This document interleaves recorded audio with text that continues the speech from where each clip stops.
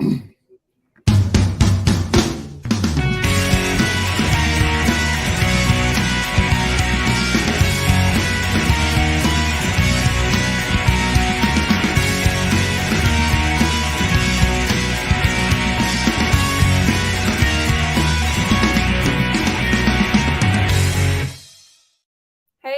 author CJ Peterson, my partner in crime over here, author Michael Scott Clifton. We're going to be talking about AI. Before we get there, though, Mike, how was your week? Very busy. Melly and I were at a 3-day Comic-Con, the Arkansas Comic-Con in Little Rock, Arkansas, Friday through Sunday. Mm-hmm. And usually we go to 2-day cons, 3-day cons, just a handful, but very successful con. We sold a lot of books. In fact, I set a personal record on the number of books sold in one day, and also for a period. So I was real happy about that. Congratulations! And met a lot of new readers, and got to meet, of course, as you know, CJ, because you do a lot of these cons as well. Part of the experience of being at Comic-Con is you get to meet other vendors and people like that who are parts of the show, people who are cosplayers, just lots of neat people. And we were fortunate because literally right across from our booth was the booth for William Shatner, Captain Kirk from Star Trek. Be still my Star Trek heart. Well, he was like, so we could, I could, just walk 20 feet, and there he is. And of course, he had a huge line to get his autograph and picture. And the neat thing about him was that he was supposed to have been there Friday night, but we had bad weather, as you know, and his flight kept getting canceled, so he didn't get to the convention center till after 9:00. And the cons was over at 9:00 Friday night, but he stayed for all the fans that had showed up for him. So he got there about 9:30 and was there until after 11:00, until every single fan who had stayed had got his signature and a picture. That is really cool. I thought that was pretty neat.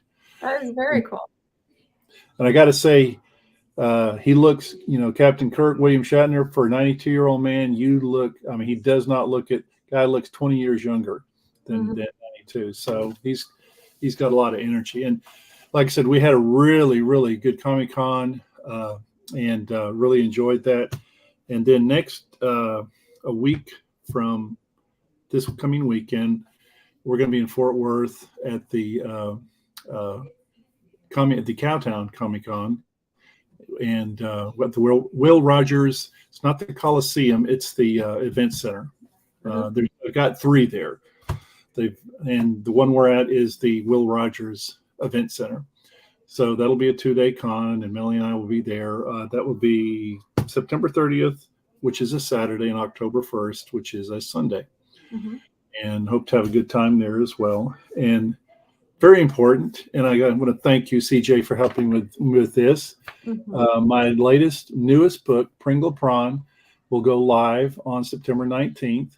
And that will also be the date at 6:00 on Tuesday, September 19th. We'll have a live book launch. Can we show the cover? Sure. Okay. Let me show the cover. Go ahead and talk to him about it. So we'll have the live book launch there, and we'll have Jeffrey Lee, Mike Wigington, of course, you, CJ, mm-hmm. Eric Staples, mm-hmm. and who am I missing? I think there's one more. Eric, Jeffrey, Mike, and I'm missing somebody. You are. Just a second, I can tell you. It is Stone Key. Gary. Okay, Stone Key. My critique part, one of my critique team. So sorry, Gary, if you're listening. My mind just went blank. It has a tendency to do that from time to time. But everybody will be giving away something, books, ebooks, something. And I'm very excited about Pringle Prawn. I consider it to be one of the best books I've written so far. And I think I've done a pretty good job on most of my books. And as you can see, Pringle is a fairy. Mhm. In her world, they're called prawns. And so Pringle Prawn is a fairy, and it's a fun book. I've got a little bit more humor in this book than I do in a lot of than my other books. And also there's a lot of action adventure, a little bit of romance, but it's a fun book. And I've gotten a lot of good vibe back from the critique team and other people I've seen the manuscript. So I'm really excited about the book launch. September 19th, 6 o'clock via YouTube, Facebook, and LinkedIn. And just have to go, and of course we'll advertise that. And all you have to do is just click on the link, and you can be part of that. And again, CJ, very appreciative for you hosting that for me. I very much appreciate that. And I love launching new books into the world. So, and I can take, and on the 19th, CJ, I'll finally be able to take a deep breath because I finally got it done. Live launch, paperback and ebook. So it's been a journey, about a year, I think, since I started writing the book. Very cool. Congratulations. Super excited for you. Cannot wait to get my hands on it. So my book launched on the 5th, our 5th, Tested by Fire, successful launch. And then we did a book blitz with the Lone Star Lit on Friday with 2 giveaways. And then this is going to air on Wednesday. So it's pre-recorded. So tonight, if you're watching it tomorrow, tonight at 7 o'clock Central Time, I will be on the Voice of Indie podcast with the boys of the Fresh Ink Group, Gary Gies and Beam Weeks, who we've had on here a couple times. Really cool guys. Cannot wait to do that one. And then on Thursday at 11 Central Time, I'm going to be on the Corner Bookstore with Dr. Jacqueline and Diane Floyd Bain regarding Tested by Fire. And they're on the USA Global TV, which you can find on YouTube as well. So super excited about both of those options. Last weekend we did Anime Oklahoma, AOK, and helped run that. That was a wild ride, but it was super fun. Had some great guests, tons of artists and vendors, and oh my gosh, the cosplays were just amazing. So they did great. This weekend we're going to be heading to Lake Jackson for Brazoria Comic Con. We're going to have let's see if I can remember them all this time. I keep forgetting a couple of them. Kevin Sorbo is the big one. He will be there. And then we're going to have Peter Kalamis, which is a really good one. He's voice actor of the original Kid Goku on Dragon Ball Z, as well as he was Master Yoda on the Star Wars Lego movie. I did not know that till the other day. So I'm going to have him do my voicemail on my phone. I'm super excited for. We're also going to have Carla Perez, who's one of the Power Rangers. And then we're also going to have Linda Young, who is one of the Peanuts gang. So everybody knows the Peanuts gang. So that's going to be the fun time we're going to be having. That's going to be Saturday and Sunday this weekend. And then we're going to be moving to OKC. So everything's shutting down on my end and we're shifting over to OKC soon. So super excited about that and starting over and moving forward. So lots of stuff going on. Lots of plates are spinning. But yes, I'm definitely looking forward to a book launch on the 19th of September at 6 p.m. via YouTube, Facebook, and LinkedIn. Super excited. But now for what would come today. We had to postpone last week because we were driving to OKC and I did not have reception. So sorry about that. But this week we're talking about AI, the good, the bad, and the ugly. We're going to give you both sides and let you make the choice for yourself. It's kind of a bit of a big topic going on. There's a little bit of tension on both sides. So Mike, why don't you start? So I posted on Facebook, on 3 or 4 different author websites to ask writers, authors what they thought of AI. And of course, did a little research, about the pros and cons of AI. And with writers, there were 3. The authors' responses basically fell into 3 different categories: those that didn't like AI at all, those that did like AI, and those that were in the middle that liked some aspects of AI, but there were other parts they definitely did not like. And we could probably spend an hour or more instead of just the 20 or 30 minutes we spend on Book World So to try to encapsulate that, kind of condense and consolidate the different viewpoints. But among authors, those that were opposed to it, the number one reason was they felt like there was a authenticity problem, that creativity was coming more from AI and less from the author, and that these authors felt that the validity of their work was in question if it was aided by AI. In other words, it wasn't really theirs, or only part of it was theirs, and so the validity of it was something that they were very concerned with, because they just felt like it lacked authenticity. Well, that is actually a question. Whose intellectual property is it then? Is it the AIs or is it the authors? I would assume it would be the authors, but that's a good question. I mean, AI has not reached the point now where it's like, it's a burgeoning area, and I'm sure there's going to be some legalities that are going to have to be settled at some time in the future and that's going to be probably question number one. If AI generated the story, or part of a story, or a fraction or a piece of a story, whoever, like say, company that produced the AI program, do they get a piece of that, or is it all the authors? That's actually a pretty good question. That's one of those that'll have lawyers scratching their heads for a while now. Well, and some other points. When I did the conference in January, we had a gentleman, or in July, who was there, and there were some teachers. Some were like professors in colleges, and they said they caught their students using AI to write their tests, because there's a program that will recognize whether it's AI or whether it's been, pulled from some other thing, copied and pasted, or whether it's actually been written. There's like patterns or something that it looks for, and it caught. Sometimes people turn the whole paper in and it was AI generated, and they were able to catch it.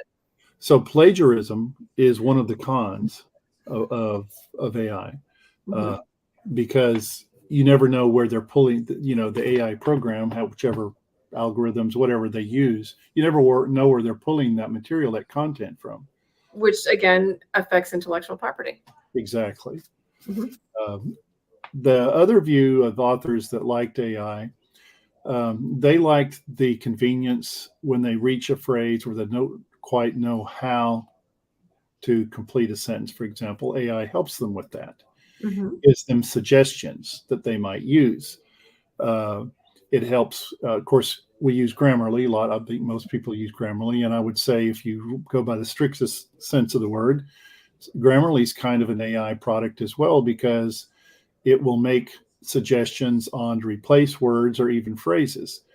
And I think that aspect of AI, if you consider that to be a true AI generated product, then a lot of authors like that. And and authors that reach, a writer's block, they hit the wall. Okay, and the AI can help them move past that with, again, suggestions of how to complete a sentence. And again, it depends on, I guess, the program, but you may give it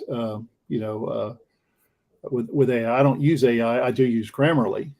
So I guess I do use AI to a point, but I don't know what the prompts would be with a typical AI program that perhaps an author would use to try to get past the wall, so to speak. Here's one thing we were talking about. We were talking about Grammarly the other day. You mentioned that one. It's kind of like, it's a tool, but does Grammarly actually replace an editor for copying content editing? I would say absolutely not. So just the same idea as AI is to help you kind of, maybe a slight bounce board, use it as a tool, but don't fully rely on it to write it all. Well, because you said it can help with prompts. We did this one thing where he did it up on the screen, and he put one sentence in and generated like 6 paragraphs, like within seconds. So it might kind of help you if you're stuck in a storyline or something. If you want to go that route. Personally, I'd rather sleep on it and let my brain marinate on it.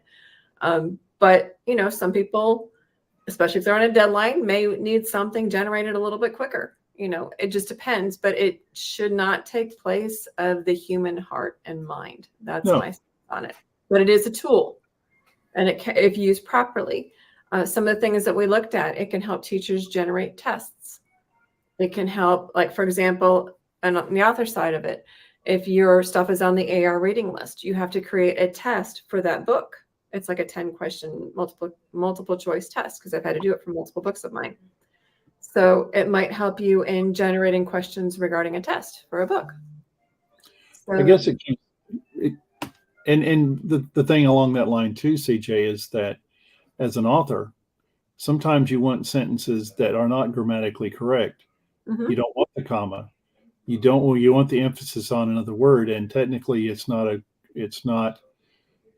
if you're using an AI generated product, it would be perfect, depending on, again, the parameters of the AI program, the prompts that it's been given. It may always say, well, no, you have to have a grammatically correct sentence, but that's not the sentence that you want. And that's where the creativity comes in. If you deliberately want to say ain't, which is typically flagged, by word or Grammarly as an incorrect word. But if someone lives in an area like the South, for example, or in, you're not to say that people are backwoods that use ain't, but who typically use the word ain't, there you have a perfect example of Fixin' to. I'm fixing to do something. fixin', fixin'. That's a Southern slang thing. And, Grammarly won't appreciate it, and AI probably won't appreciate it. But, along that same thing regarding dialect, because there are certain, like you said, certain terms, certain phrases that pertain to different areas, certain accents that come across in the way that the wording is written that AI won't be able to pull up. No. What it comes down to, and I think this is now and will continue to be an important concern as AI becomes more widespread, is as authors, as writers, how much of what an author or writer produces is theirs, and how much of it is AI's. And I think that's where the issues primarily lie. How much of it is the creative effort of an author or a writer, and how much of it is generated by AI?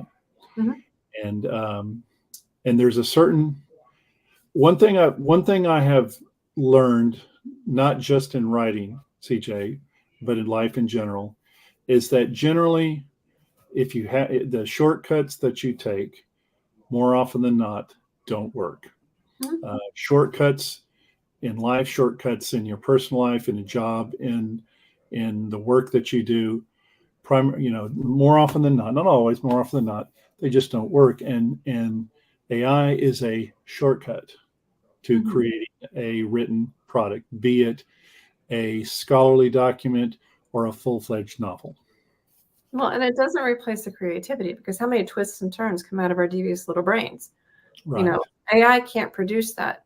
The gentleman said that basically AI will produce what you're wanting to read. That doesn't necessarily translate correctly into a reader, what they want to read or what they even think they want to read. Right. Like you're watching TV. So there's a certain formula that each TV show generates. Sometimes, you get to the point where you can predict what they're going to do. It's always the first person they interviewed, but they end up going through 6 other people before, and it turns out it's the first one. That happened, I think, in Murder, She Wrote a lot of times. So it's like there are patterns that AI could probably pick up and be able to write the show. But you don't want it predictable as an author. You want your reader on their toes all the time. You want them to not be able to predict. I would rather watch a show I cannot predict. Surprised with the twists and the turns that come up. I cannot tell you how many times I've gotten messages, you did not just do that. Yeah, I did. I did do that. So it's like, I love getting those messages, and you can't really get that, I don't think, from an AI. If you had to write the whole thing, again, it's the intellectual property question is number one, first and foremost. But you don't want your book predictable. You don't want it writing what it thinks that the reader wants to read. No. So real quick, just generally, pros. two main ones, and this is just from the brief research and comments I've got from authors. There's two main pros to using AI. One is speed of delivery or efficiency. It's a whole lot faster to produce AI generated content than to do it the old fashioned way by yourself. Right. The second is cost. It costs much less. There's much lower costs and cost efficiency in using AI than something, I hate to say this, done by human hands, human brain, human mind. Okay. So those are the two main pros, I should say, for AI: cost efficiency and speed of efficiency. Or if you're stuck. Right. So to help you get out of a rut. So it is a tool that you can use that it might take in a direction you didn't think about. And that's what some of the authors had said, like when they reach like, the dreaded They put themselves into a corner, that sort of thing. The cons, real quick, we already mentioned one, plagiarism. Okay, it can create cause plagiarism. I think we also mentioned it can limit creativity. We've already talked about that. One thing, right. Another thing is lack of critical thinking, less critical thinking, and quality of content. And finally, on a lack of originality. So, and of course, I'm sure that if we did more research, we could come up with a longer list for both the pros and the cons. But that's a kind of a quick down and dirty. And for those who don't know what AI is, or are not completely encapsulating what AI is, I looked at a number of different definitions, and real quickly, here is a general definition of AI: artificial intelligence that uses machine learning to understand, learn, and perform tasks like writing without the need for human assistance. And so pull that from two or three different sources, but I think that's probably as. And here's the thing: the gentleman who I talked to said that the programs do learn from the writer, so they may sort of start to pick up your pace. To me, they're never going to replace the human brain, because, like I said, our devious little minds can go in 20,000 different directions. And AI can too, but generally speaking, it's going to maybe more predictable than you'd like it to be. Right. So you can use it as a tool to get yourself out of a hole. But I would not fully rely on it. Just like I would not fully rely on Grammarly. I would not send a book through Grammarly and then just immediately publish it. That's just not what I would do, because I like having two other sets of eyes to read through it and make sure that, this is that, and that's that, and this is that. Grammarly is great for actual grammar, but there's still some stuff it may miss too.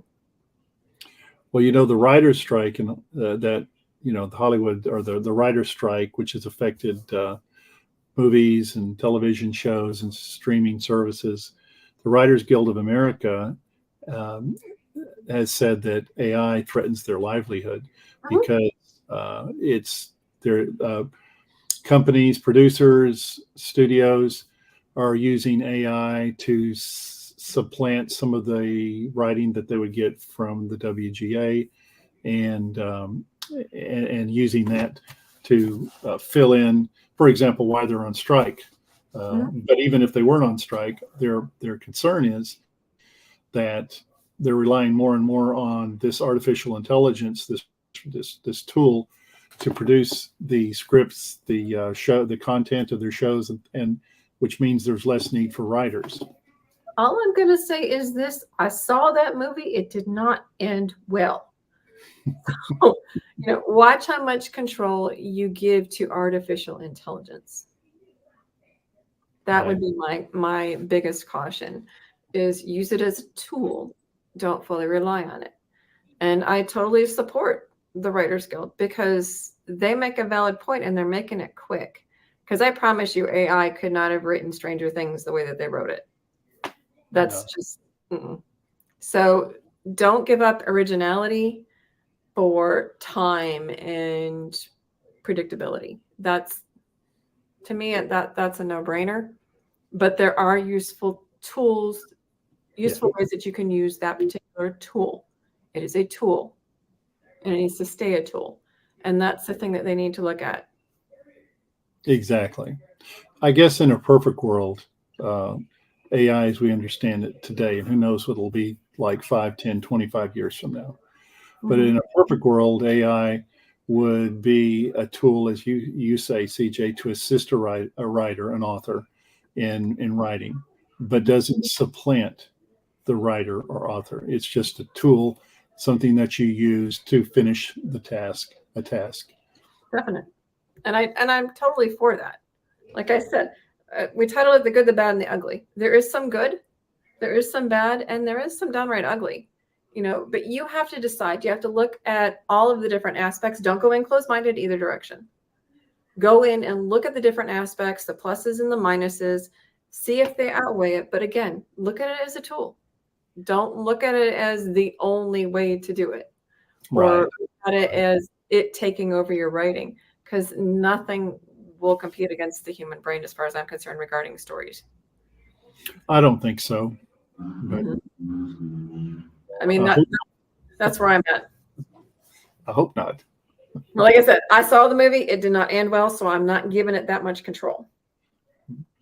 Any sci-fi geek knows that you never let artificial intelligence control something totally. That's just not a pretty picture. So if you haven't done so out there, if you've never read Isaac Asimov's I, Robot, you need to do so before using AI. So thank you guys for joining us again. This was pre-recorded, so if you made comments, please don't think we're ignoring you. It was pre-recorded and launched on its own. Next week, we'll be back live, and we're going to be talking about writing a series versus standalone books. I have multiple of both. Mike has multiple of both. Talk about the pluses and the minuses and kind of see where it lands, because sometimes you just want one book, or sometimes you like to dive into a series, and sometimes you like to dive into a multiple series, which is what I have a couple of those. So we'll talk about it more next week, same time you saw us. Do not forget Mike's book launch on the 19th at 6 o'clock via his YouTube, his LinkedIn, and his Facebook page. So don't miss it. It's going to be tons of fun. We're going to have Mike's going to be there, of course. I'm going to be there. Stone Key's going to be there. Michael Wigington, Jeffrey Lee, and there's one more. Mike? Oh, yes. Oh, I was just going to say Pringle Prawns on pre-sale right now. The ebook's 99 cents. Who's the other author? Oh, so is Eric. Eric Staples is the other author. Yeah. Sorry. I thought you were saying last comment there. No. No. But yeah, so let me just push that one more time. Pringle Prawns on pre-sale right now for 99 cents as ebook. Once the book goes live on the 19th at 6 o'clock, it will go up to the normal $3.99 ebook price. So get it in while it's 99 cents. And when the paperback comes out, how much is it going to be? $12.99. Awesome. In the meantime, Tested by Fire is still 99 cents on Kindle. Get it while you can on that one. And I believe the print book is $12.95, $13.95, I believe. But they are all available. Just go to my website under the standalone books. It's the very top book, and it has all links. You choose from whichever one you so desire. It's on iTunes, Kindle, Nook, and Kobo for ebooks. And paperback is Barnes & Noble and Amazon. So we'll catch you next week. In the meantime, there's multiple interviews for me. I have one tonight with the boys of Fresh Ink Group at 7 o'clock Central Time. And then I have tomorrow, if you're watching this then, tomorrow at 11 o'clock Central Time on The Corner Bookstore with Dr. Jacqueline and Diane Floyd Bain on the USA Global TV on YouTube. So don't miss it. We'll catch you guys next week at 1 o'clock.